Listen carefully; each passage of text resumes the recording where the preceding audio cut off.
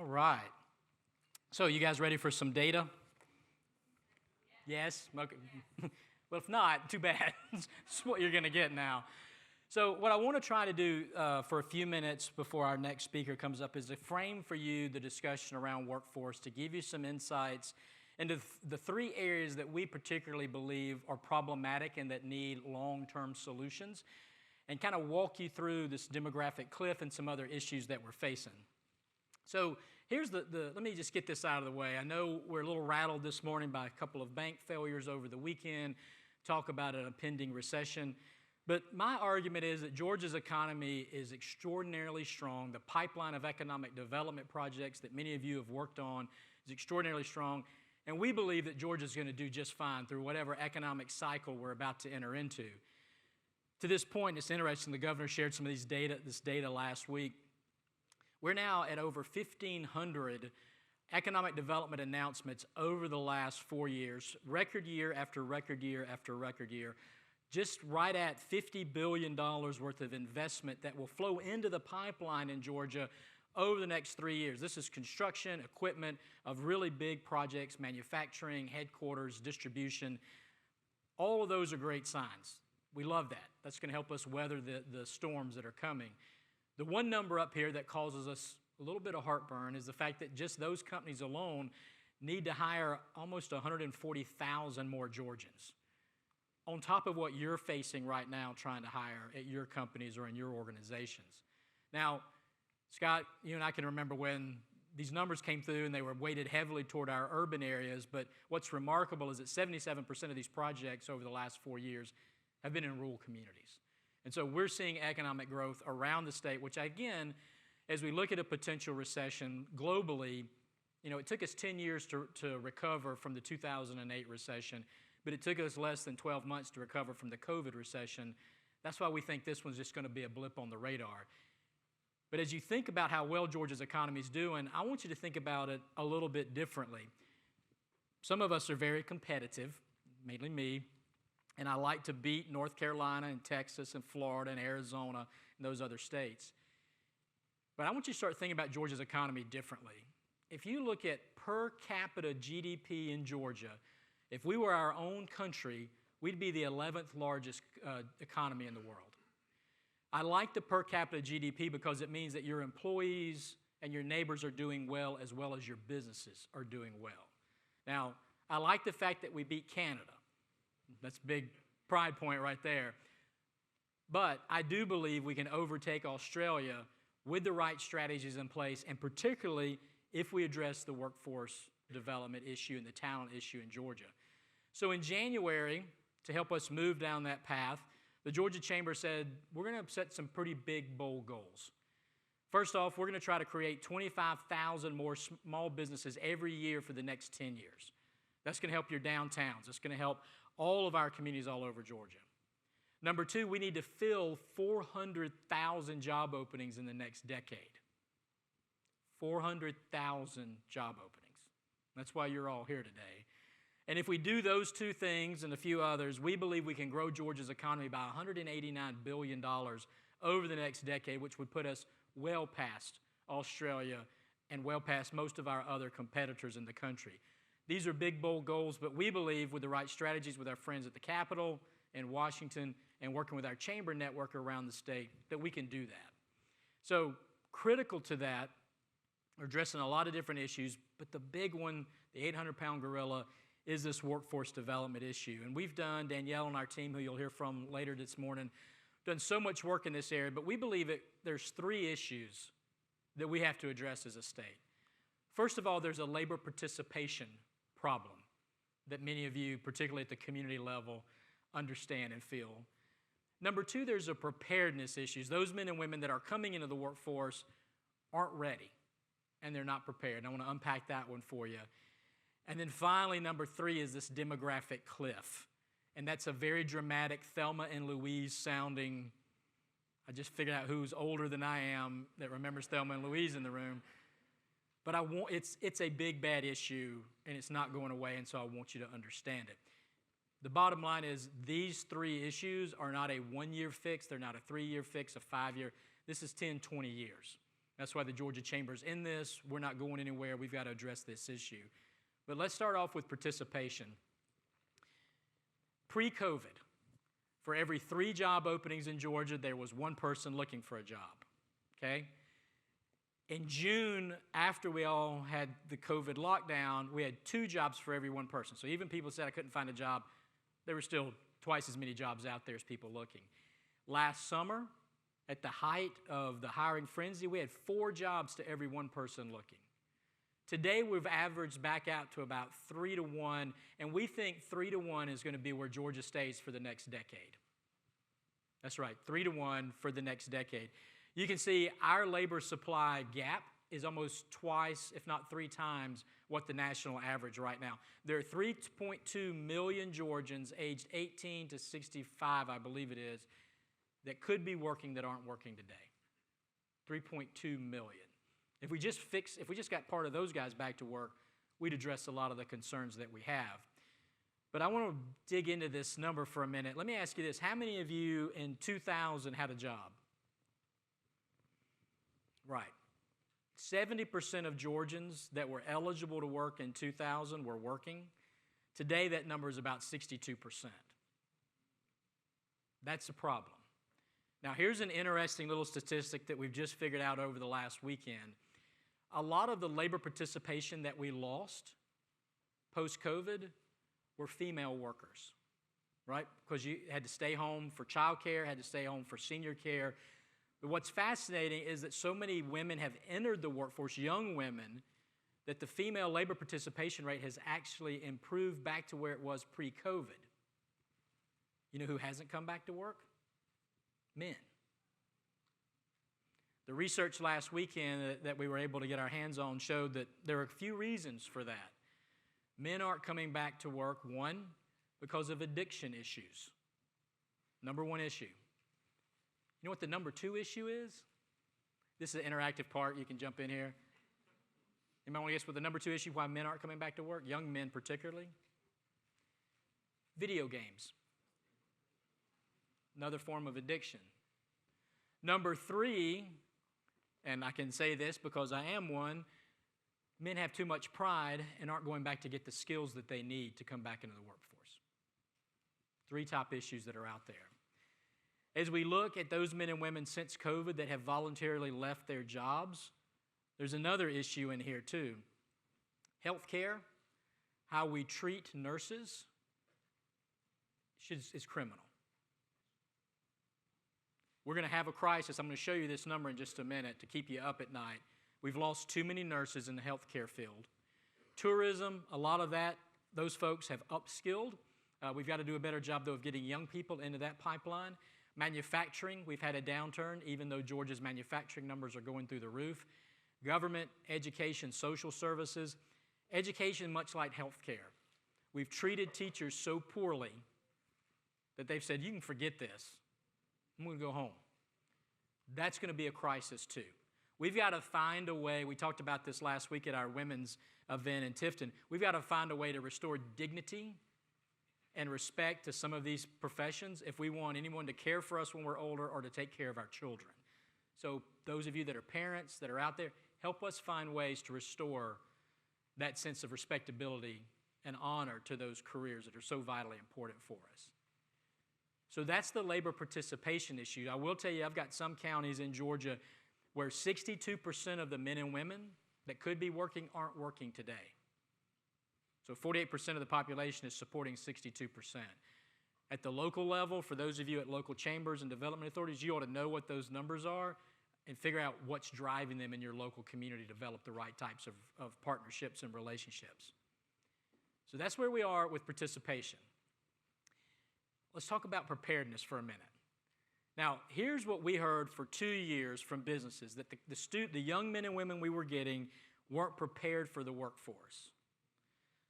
It was interesting when the chancellor and the technical college commissioner asked me to start talking on campuses to deans and professors.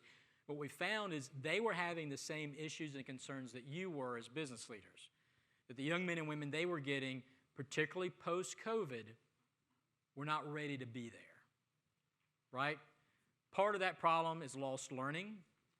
Part of it is the fact that we locked kids away for 2 years in a basement and didn't give them any type of exposure.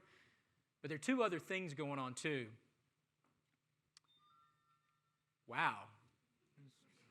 It's like perfectly timed, wasn't it? It's my own little soundtrack up here for y'all.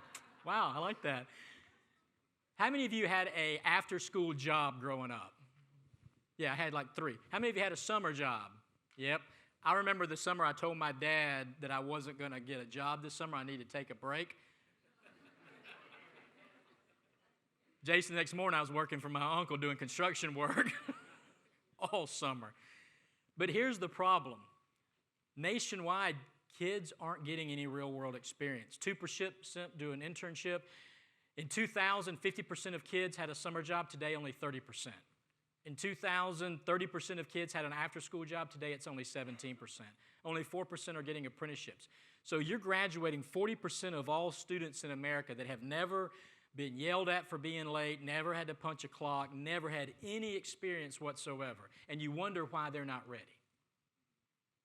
That's on us as parents. That's on us as educators. It's on us as business community folks not giving those opportunities out there. Yes, teenagers are a pain in the butt. I have one that lives with me. It requires a lot more effort. But that's an investment in that next generation. So that concerns me a lot. The other thing that concerns me is what are students doing while they're in school? They're not working. So what else is going on? So just of Georgia high school students, only about 5% are getting any work-based learning. About 8.4% are in dual enrollment right now. 20% take an AP class, which is a really strong number, but that doesn't mean that 20% are getting college credit when they take that test. It just means they're in the class, right? Only 0.8% are graduating high school with a technical college credit. That's a crime. I'll show you why in a moment. And only 8% are getting an industry credential. So 40% aren't graduating with real-world experience. 42% are only graduating with a piece of paper. And do you know what a high school diploma piece of paper is worth with nothing else behind it? Nothing. So you wonder why the students aren't prepared. I just showed you why. That's it. It's a different generation, and post-COVID, it's gotten even more worrisome. So let's talk about the third issue that we're facing, and that we'll talk about today, which is this future demographic cliff. But I want to ground it where we are today and walk you through the next few years. First of all, about 11 million job openings in the U.S. right now, about 4 million fewer U.S. workers. Part of that is an immigration issue. We have 3 million fewer legal documented workers than we've had before, which is a federal issue that we desperately need to fix. We're seeing more young women move into the workforce, but we're still not seeing women with children come back into the workforce at the levels that they need to. But there's a misnomer out there. Where are my millennials in the room? Raise your hand. All right, you guys rule. You're in charge for years to come. Everybody said, you heard, oh, the great resignation, millennials are leaving the workforce. Millennials didn't leave the workforce. They went and got better jobs, employers. Or they went and started their own company and moved into the gig economy. Who left the workforce, those folks I just mentioned, but also baby boomers. 90% of everyone that left the workforce in Georgia post-COVID were over 55 years old. They were the tail end of the baby boomers. They looked at their 401k and said, I'm going to the mountains. I don't need to put up with this mess anymore. Now, several of them woke up this morning and went, I'm going back to work. I get it, but still not at the numbers we need them. So don't get wrapped around the axle that millennials aren't working and whatever that nonsense is. That's not what's happening in the economy. But the other thing that is happening is the workforce has dramatically changed since you were all hunkered down and in your bunker for COVID. As we come out, by 2025, it will be a very different workforce, right? So by that point, which is only a couple of years from now, millennials will make up 41% of the workforce. And you will from a long, long time to come. Employers are ready for that, but what you're not ready for is the fact that Generation Z will make up 30%. Where's my Gen Z in the room? Walker, my buddy's in the back. So, okay, I got some, a few. I saw a couple of you raise your hand. No, I didn't say Gen X. That's me. That's gray hair. Gen Z are the young men and women just out of college that are in college and high school right now. They are coming in the workforce, and they make up a full 30% by 2025, and you are not prepared for them. Your managers are not prepared to manage them. You are not ready for Gen Z. You need to rethink how you manage, how you coach your employees. The other thing that's going to change by 2025, at that point, 58% of the workforce will be women.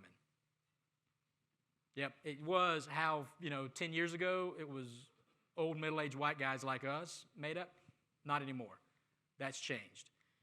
31% of the workforce in Georgia will be black, 20% Hispanic, 12.5% will be immigrants. That number should probably be 15 to 16%. My point here is this. For those of you in manufacturing and healthcare and all these other businesses, if you're still sending middle-aged old white guys in to recruit, you're disconnecting with the people you're trying to hire. Huge issue. So we had the people that left the workforce, the labor participation. You have a very changing demographic that's going to work every day. And we're cruising along, and then we hit 2030, and it's like we just go off of a cliff. It is the demographic cliff hit. So what does that mean? It means by 2030, all of the baby boomers will finally retire. Where are my baby boomers in the room? They're like, dude, I'm already there. I feel you. So some of them might still work a little bit, but they will leave the workforce and will not be nearly as productive in putting in the amount of money into the system that they did for all those years. That's one issue. And you say, well, that's fine. Young workers will fill those jobs. Nope. We got another problem. In 2008, when we hit that last recession, you guys quit having babies. We watched the global population fell off of a cliff in 2008. It picked up a little bit for a few years, and then after COVID, it dropped. We had an uptick last year, and now we're back to where we were 2010, 2011. We simply aren't birthing enough babies to move through the system for you to hire long term, to the point that in 2030, there'll be 6 million more job openings in America than there are men and women to fill those jobs. And here's the other part of that. When you have fewer babies, what else do you have? Well, you have fewer high school students and fewer college students. So there's one study that recently said up to 20% of all colleges in America could close by 2035 for lack of enough students to go through there. And that number starts in about 2025. You see this huge shrinking of high school students. So my point earlier, there's a problem now. That problem will continue for the next 20 years. This is normally where I ask you to have more babies, something to consider, or more grandbabies. I don't care how you get them here. We just need more. But I think that's why that is incumbent upon us to make sure that the students we do have stay here, have the skills, are prepared, move through the system, take the jobs that we have. We're recruiting new men and women to the state. We fix the immigration issue and a variety of other deals out there. So let's talk for a few minutes about what that future looks like. All right? If you like this data, if this data keeps you up at night, this next one's going to really give you insomnia. So let's talk about where the workforce is today. Where are my healthcare folks in the room? 4 of you? You're too busy working double shifts. I have almost 40,000 job openings today in Georgia in healthcare. In Southwest Georgia alone, we had 247,000 unique job openings in the fourth quarter of last year. I have 19, almost 20,000 job openings in manufacturing. You see the other numbers down there. What's amazing are these numbers at the bottom. Over, Marriott, Amazon, HCA all have over 1,000 job openings in Georgia. Look at all the companies that have 5,000 plus job openings in our state. If you have a cousin who says, I can't find a job, he's lying, or he's lazy, or both. The work is there. The jobs are out there. But look at what starts to happen in 2025 when that next round of baby boomers retire. That's where we get into the crisis. I told you about how you treat nurses. Well, by 2025, there'll be 122,000 healthcare openings in Georgia. Does anybody have 122,000 healthcare workers in their back pocket you want to share today? No. Someone has to care for our aging population. That's a crisis. 40,000 more educators by 2025. Dawn, that'll keep you up at night, right? Manufacturing, 27,000 more manufacturing jobs. That doesn't count Hyundai and their suppliers. It doesn't count Q-Cells. It doesn't count all the other mega projects we just announced. By 2025, Georgia will have more manufacturing jobs than we've had in the last 40 years. We'll have more manufacturing jobs than we've ever had in history. We were a manufacturing hub. And let me tell you something, those jobs, they're not your grandfather's manufacturing. They're high-tech. I went through the battery plant, SK, a few weeks ago, all white suits, clean rooms, and we say it's manufacturing. It is a different world out there. But then look at 2030. 2030, with all those baby boomers retire, look at the growth and the demands in every sector that you can possibly imagine. One of the areas that really worries me a lot is that 38% of all skilled laborers, construction, plumbing, electrical, 38% of those guys are baby boomers and will retire by 2030. Who's going to fix your floor, your plumbing, your roof? Who's going to build your next house? And we have a housing shortage too. All of those issues. So we have to start thinking about where do our students need to focus, right? To make sure that they're aligned with the career pipelines for the jobs of the future. So let me share with you a couple of quick slides here. This is the one where if you have a kid about to go into college, parents start taking pictures. I get it. By 2025, top 4 degrees for ROI, and ROI is return on your investment, right? Anything in engineering, anything in nursing, computer science, and economics. In economics, everybody goes, I don't understand why economics is up there. Think data analytics, think anything in financial services, can all flow back through that degree. But here's the other thing, parents and grandparents, 37% of degrees that are available to students have a negative ROI, which means it'd be better for your kid not to go than to get that degree. And I give a big thank you to the chancellor for building a new website to show you what every degree in Georgia's ROI is. And if you haven't gone through that website yet, you should take the time to do it. By 2035, here are the most high demand degrees. These are not in order. Everybody always asks me that. For our students in Georgia. This is what businesses are telling us 10 years from now they're going to be looking to hire. And you're saying, well, we don't know all the jobs of the future, but we know these degrees will give you the skill sets to be successful in those areas. So that's on the college side of the house. What about on the technical college side? Well, here you go. Almost every sector that you can imagine, particularly anything in mechanics, programming, hospitality, you're seeing double-digit demand in those sectors. Now, part of our problem, guys, is that we've spent 20 years telling every student that they need a 4, 5, 6-year degree, and we've lost a generation of skilled laborers, right? And these skills, most of these up here, within a few years, you'll be making 6 figures. If you got your CDL right now and you're 19 years old, Walmart will hire you for $130,000 a year driving. I don't know about a 19-year-old driving a tractor trailer, but you get the picture. So making sure students are aligned with the right skills in their pipeline, right, or the right degrees is important. There's also a missing piece of this puzzle. Years ago, we spent a lot of time talking about soft skills. I'm just talking about career skills now. We did a lot of work talking to business leaders, and here's what they're telling us they're missing in today's workforce, particularly post-COVID, and what they need long-term.